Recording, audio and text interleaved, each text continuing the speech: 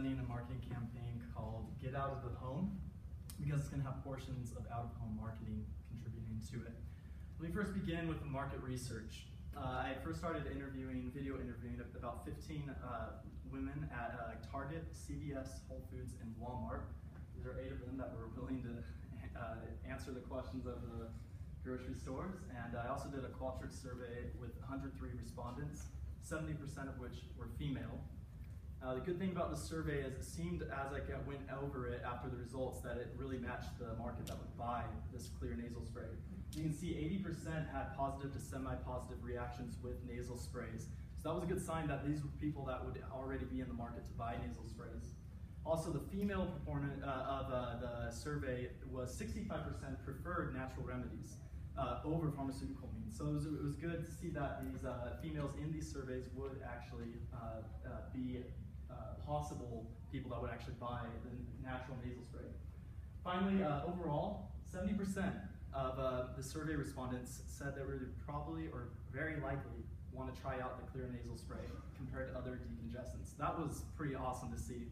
A lot of them told me that it was the naturalness of it that was the main intrigue. Now, let me show you this video. I want to go into the product packaging. Well, I mean, I think it's probably hard to make nasal spray look good, but yeah, it looks like a nice package. Okay, I'm not sure if you can hear it, but she said, it's hard to make a nasal spray look good, right? But they did a good job. And that's exactly how I feel with the packaging. You know, it's a nasal spray at the end of the day, right? And in the survey, it confirmed that more than 90% said that it was neutral and enticing. And so I was gonna go at first with the packaging, that was the first sign that I needed to change, but it kind of confirmed my gut instinct and the results to not change it. This is the placement of it. I also found that most of the stores had it in the lower section, but most of the other nasal sprays were in the lower section. And they also, 3 of the 4 stores had the box right there, that green box, which helped it stand out. So for me, the placement wasn't really too much of an issue because nasal sprays are already having that issue to begin with. Here's another video, and so let's go on to the name. XLEAR. XLEAR? XLEAR. No, XLEAR. XLEAR? I have no idea. XLEAR? I don't know if that's XLEAR or XLEAR. You pronounce this brand. Clear. XLEAR. Good job. Yeah, you're like the first one to get it. Okay, so obviously there's a disconnect, right, with the potential customers in pronouncing the name. Now I know that's not on the table of changing the name, and I'm not suggesting to change it, but this did reveal to me, because one of the things I wanted was to be able to do some audio marketing, but that kind of gets rid of the options for podcasts and radio and Pandora. So I'm going to go over the marketing campaign a little bit later, and then I'm going to go to the target market. Currently, right now, you have the young millennial mothers aged about 25 to 39, staying pretty affluent, and they have kids, and they prefer natural remedies. But from my research, I found out there's a really good potential market right here. This is Amy, and she's an empty nester mother. And I found out from it that 40% of my female respondents were aged 45 and older. This left side right here, no related, okay, there we go. This is the older, and this is the younger right here. As you can see, 62% said probably that they would try it out with XLEAR, compared to the younger one, which was more associated with your current target market, which was 47%. Now I know the sample mean isn't, the sample size isn't that big, I understand, but there are some indicators in this that could potentially direct you to say, hey, maybe we need to expand the target market to these older ladies. And so the purchasing behavior, this wasn't a surprise, I don't think, to anyone. Obviously, you guys know this, but the retail, it's overwhelming. 100% of the video respondents said that they would buy it in retail, and majority, more than 90%, said retail for this. So this means that we have to be careful with our digital marketing. We need to make sure that you're not focused on digital ads that are on converting sales. It's about brand awareness. That's what you have to do, because the sales online aren't going to correlate, because no one buys these things online. They go to the retail and they have a sinus allergy or infection. The positioning that I want to do is simple, but it's the reason why I found most people interested in the product. Natural nasal spray. And on the product, this is the only thing I would suggest is to elaborate on the naturalness of it. So this is is going to be the message and the positioning of the nasal spray. This is the organic rank searching right now of natural nasal spray on Google and search engines. As you can see, two of them, Vitacost and XLEAR, associate with XLEAR. WebMD and Huffington Post are about articles about it. And as you can see right there is their Sinus-Soothe. And they're going to be your main competitor in this positioning. Sinus-Soothe has recently come up pretty drastically the last few months, and they've actually overtaken on the organic search ranking. And there's someone to watch out for, and so they've been marketing it quite a bit lately. So now I'm going to get into brand awareness and my advertising. So when I first started this project, I didn't know what XLEAR was.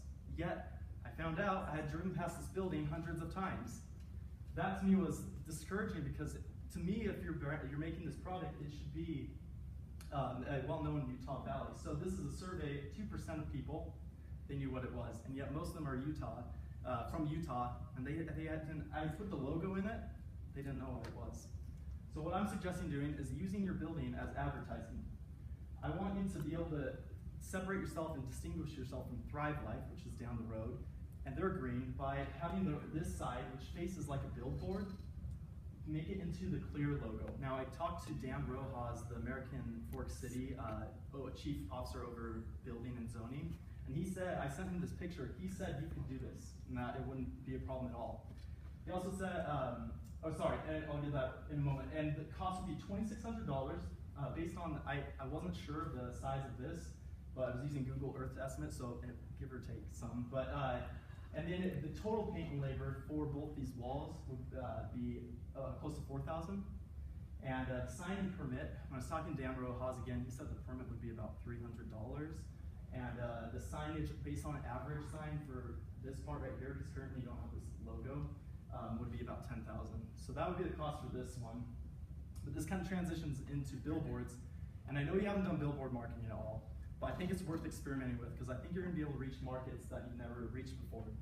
I'm not a professional billboard maker, but this is kind of the idea I wanted with it, is a clean, natural look to the billboards. It attracts their attention, people looking on, and they're going to notice the brand of it is natural. And not too much information on it. So these are the top 18 cities, minus Linden, of allergy and sinuses that have, I searched 3 websites that had the list of sinus allergies and infection issues. Knoxville kept on coming as #1. And then I went to Lamar, that's the main billboard company.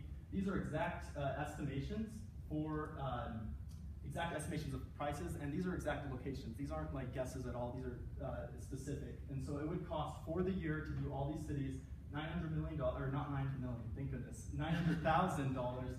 But this is covering a 38 million population, and get this, 5 million impressions per week for the year. Every week, 5 million. I think that's something that you can't ignore. Okay, so public relations, community involvement, social networks, and Utah Manufacturers Association. I talked with Runtastic. I talked with Trisha from it, and she gave me this packages that they offer for sponsorship. The silver one was the one I think would do the best because it gives you booths at both the finish line and the expo for $1,000 per race. Now the expo is important because it's at the doTERRA campus, which is basically a place you could offer as free samples to the target that already is inclined to buy natural remedies. Assuming that you have 300 bottles per event, you'd give out about 9,000, and assuming that the cost is $2 per bottle, then it would be altogether 48,000, and assuming there's 3,000 on average of racers with fans and support, there'd be about 273,000 impressions. Now, social networks, we have a tweet right here. There's no response. This is a few weeks ago. There's no response from XLEAR or Like, and it's like a shout out basically to you. Also, we have this wonderful review, and it does a great job. It's a little bit old, but there are several comments on it, and some of which praise the product, others either criticizing or others just asking how you pronounce it. No XLEAR, no one's answering. So I suggest that a digital marketer either should be added on to help with the digital marketing and monitoring the social networks. Finally, in the PR, you've got Utah Manufacturers and a $385 fee per year. When I talked with the director, they said that you were used to be in it.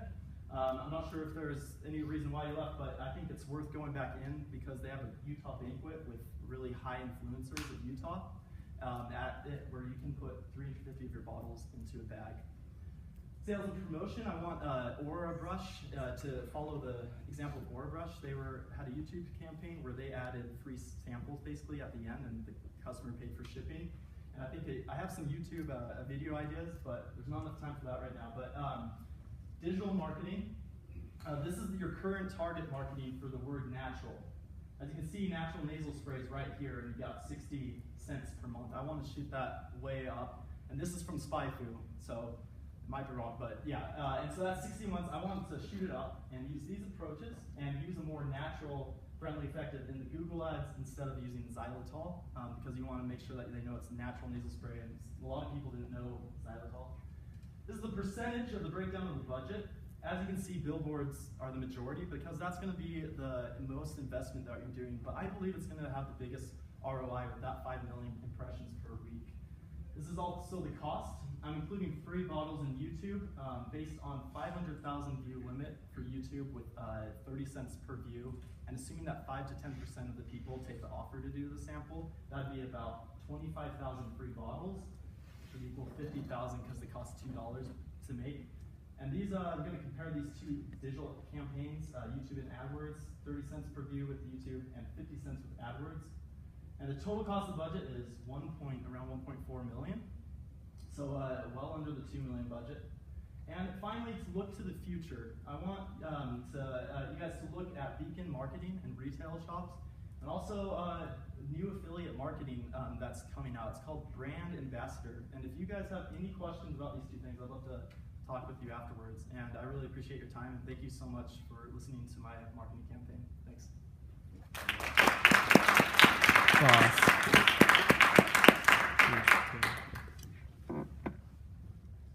Nicely done. Thanks. So, outdoor advertising is a great way of getting a lot of impressions relatively cheaply. Yeah. Just 1,000. You know, it's pretty low, and it's depending on how you're positioned. Nasal spray is kind of a complicated product. Yeah. And so it's difficult to sort of communicate a whole value proposition in terms of mechanisms. So how would you sort of address that? Yeah, well, that's kind of what I was worried about with the billboards. And I was trying to figure out how to do it with getting all these components into it. But I realized that most of the people in the survey, not all of them, especially the male parts, they didn't prefer natural remedies. And yet they all said they would do the natural nasal spray. And that to me showed that just the fact that it says natural nasal spray and it looks like legit and well marketed, that it would be a value proposition, because you look at the competition, there's not too many people advertising natural nasal spray. And although it might be a little low with people searching it, those people are inclined to search natural nasal spray. So to me, it was a viable value proposition. How far into the project were you before you started shifting to that older consumer? I actually wasn't. It was actually kind of after. So I did the video interviews, and noticed I was like, wow, most of these people are older ladies, and the more positive kind of video interviews. I put the video interviews in the Generate Drive so you can see them. It was interesting to see the older ladies, and also from the survey, I think when I saw that stat for the older women, to me, I mean, I know statistically it's probably not significant, but to me it was quite a jump from 67% to 42%, and so, yeah, it was interesting to me, so, and I didn't expect that many older women to respond to my survey, so. And then also the contact information for the people I mentioned are in the back, including Dan Rojas and Utah Marketing Association. Including a billboard guide for Linden, Utah, where there's an open spot for a digital billboard. And the installation, there's no installation cost or anything like that. It's just the price per week, and that was the same with Lamar as far as what I could see. So we're gonna have a marketing taping party filming this. Yeah. So if you were to get another $700,000 bumped up to the $2 million budget, where would you spend it? Honestly, I originally had it in digital marketing and putting it into a really well-produced YouTube video. I just thought to myself, I said, why do we have to reach $2 million when we put most of it into the billboards? And we're already, as far as what I could tell on SpyFu, you're spending about $20,000, I think, per year on digital marketing or something like that, 20 or 30,000. That might be wrong, but that's what I saw. Yeah, or per month. Sorry, it was per month. Per month, that's what I meant. So to me, when I was basically doubling that to 300,000, and I figured, well, that's already an improvement. I don't see why I have to, just to satisfy the requirements, 2 million, 750,000 on digital marketing. That's why. But what I would do with it, to be honest, it would go to digital marketing and just slamming it with the adjectives of natural and also YouTube video, not the stuff.